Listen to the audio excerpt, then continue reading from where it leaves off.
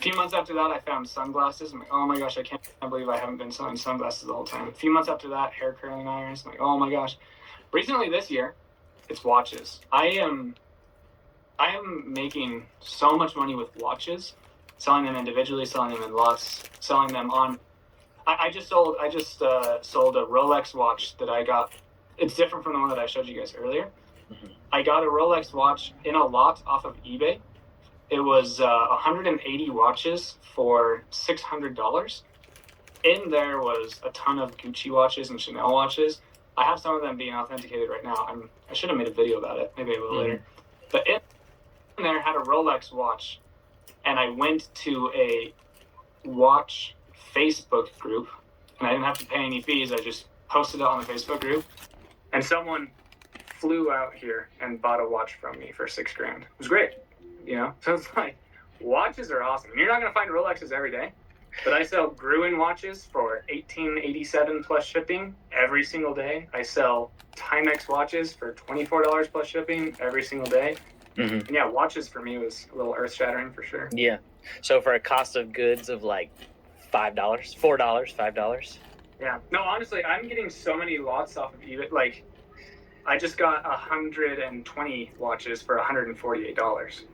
So that's unreal. I mean, even if you sold them at $2. Yeah, I could literally just take that lot, put it on Shop Commons for $400, and someone would buy it the second I listed it. And now I just made $250, but you make a few thousand off of this one for sure. So what you're doing is extracting the value by individually listing them, 70% of that, and then whatever's kind of like not really worth, but maybe worth it to someone else, you wholesale the remainder.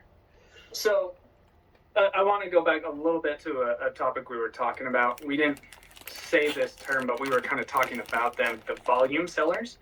There is a ton of value in volume selling, and like, if you do it correctly.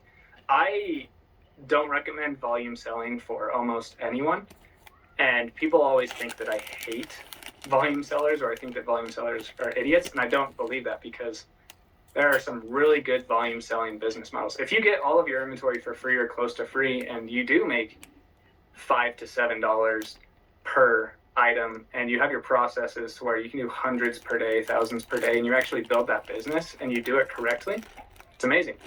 The average person doesn't know how to do that, and the average person will never have the time or the capacity to do that. And so that's why I always say focus on sell-through, focus on sell-through, focus on sell-through. But what I do is I take the 70% that have a good enough sell-through rate and a good enough sales price, and I list it individually, and then the other 30%, half of it, so 15 overall percent, can be listed individually.